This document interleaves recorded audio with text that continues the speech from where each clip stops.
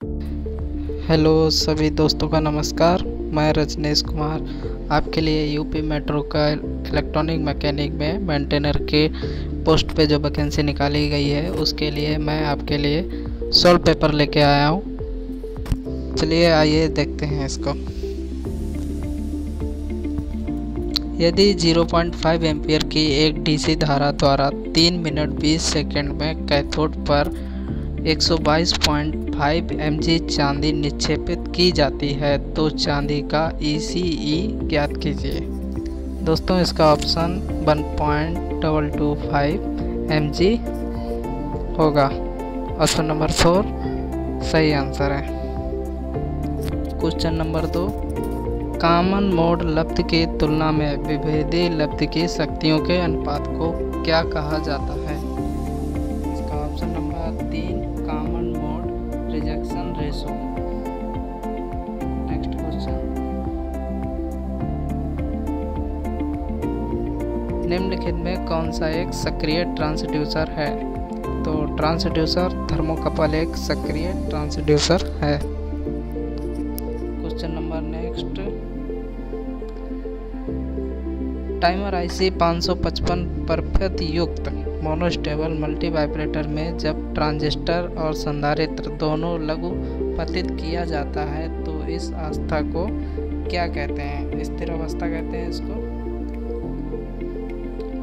Question number 5, receiver के संचारित audio signal को सही तरीके से पुनरुत्पादित करने की क्षमता को क्या कहा जाता है? तो रिसीवर की जो ऑडियो सिग्नल को सही तरीके से अगर हमें पुनः उत्पादन करना पड़ता है तो इसको हम फिडेलिटी कहते हैं। दो इनपुट A और B वाले किसी X और गेट के लिए व्यंजक क्या होगा? तो इसके लिए व्यंजक y बराबर A B पे bar plus A bar B। Answer इसका 3 नंबर सही होगा। नेक्स्ट क्वेश्चन नंबर 7, VLSI का पूर्ण नाम क्या है? तो इसका फुल फॉर्म पूछा गया है very large scale integration. Question number 8, प्रत्यावर्ती धारा क्या कहलाती है?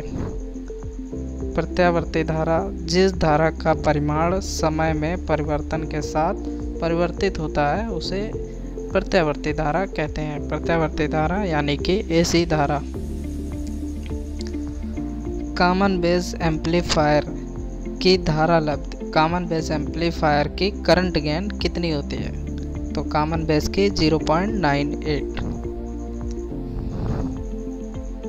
नेक्स्ट क्वेश्चन देखते हैं, दो इनपुट वाले n एंड गेट में जब दो इनपुट का मान 1 हो तो आउटपुट का मान क्या होगा?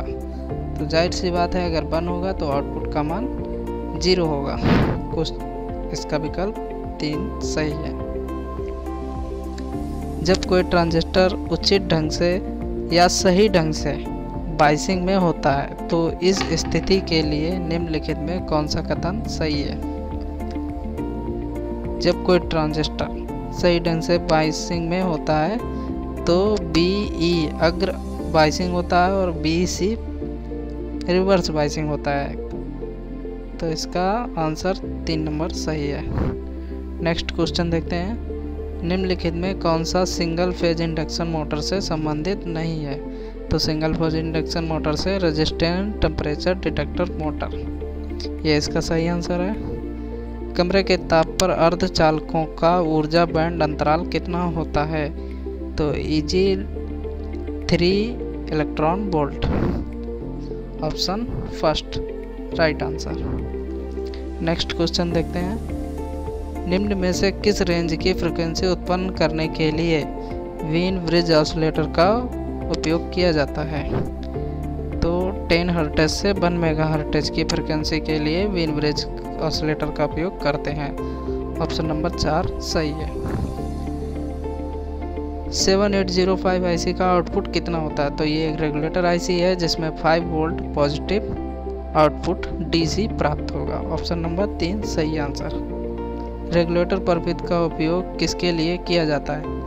स्थिर डीसी आउटपुट वोल्टेज उत्पन्न करने के लिए रेगुलेटेड परपथ का उपयोग किया जाता है। ऑप्शन नंबर 2 सही आंसर। ऑप्टिकल फाइबर केबल का व्यास कितना होता है? ऑप्टिकल फाइबर केबल का व्यास 0.2 mm से 0.5 mm होता है। Option number 4 right answer.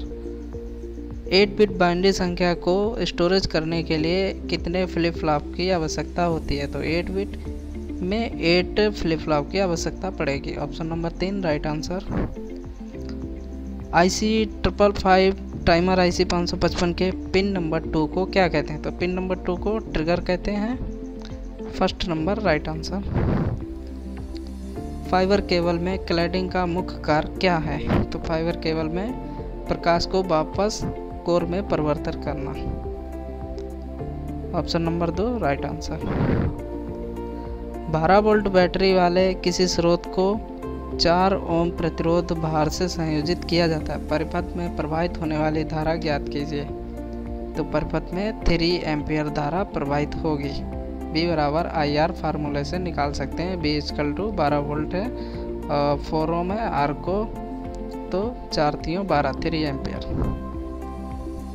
Squirrel cage induction motor की 3 फेज बाइंडिंग की 3 एक समान कुंडलियां, जिनमें प्रत्येक का प्रतिरोध 5 ओम और प्रेरकीय प्रतिघात 5 ओम है, स्टार क्रम में 3 फेज 400 वोल्ट 50 हर्ट्ज की मुख्य आपूर्ति से संयोजित की गई लाइन धारा का मान ज्ञात कीजिए। तो इसका 32.67 एम्पियर।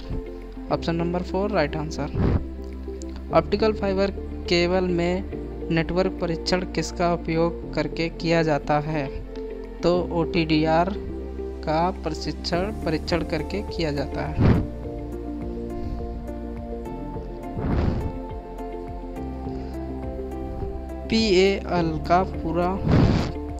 PAL प्रणाली जिसका उपयोग टेलीविज़न में किया जाता है निम्नलिखित में से किस पर आधारित है? 625 लाइन 7 मेगाहर्ट्ज चैनल बैंडविड्थ। तो हमारा जो टीवी है ना वो 7 मेगाहर्ट्ज चैनल बैंडविड्थ पर ऑपरेट होता है। यदि किसी भी फीडबैक के बिना किसी एम्पलीफायर की वोल्टेज गेन 50 है तो 10% धनात्मक फीडबैक पर एम्पलीफायर की लब्धि ज्ञात कीजिए। तो 12.5। Option number 4 right answer. Gate से संयोजित लोड की संख्या को क्या कहा जाता है? गेट से संबंधित लोड की संख्या को फैन आउट कहा जाता है। Option number 1 right answer. IC 555 IC में थ्रेशोल्ड कंपैरेटर को निम्नलिखित में से किसके रूप में संदर्भित किया जाता है? 2 × BCC/3। ऑप्शन नंबर 3 इसका राइट आंसर है। फाइबर में इनमें से किसमें कम प्रकीर्णन उत्पन्न होता है? Single mode fibre. Option number 2 इसका राइट आंसर है। भंवर धारा हानियाँ निम्नलिखित में किसका भाग है? तो ये शून्य भार हानियों का भाग है। Option number 4 right answer. Common base configuration transistor का उपयोग इनमें से किसके लिए किया जाता है? तो हाई फ्रिक्वेंसी वाले उपकरणों के लिए किया जाता है कॉमन बेस कॉन्फ़िगरेशन।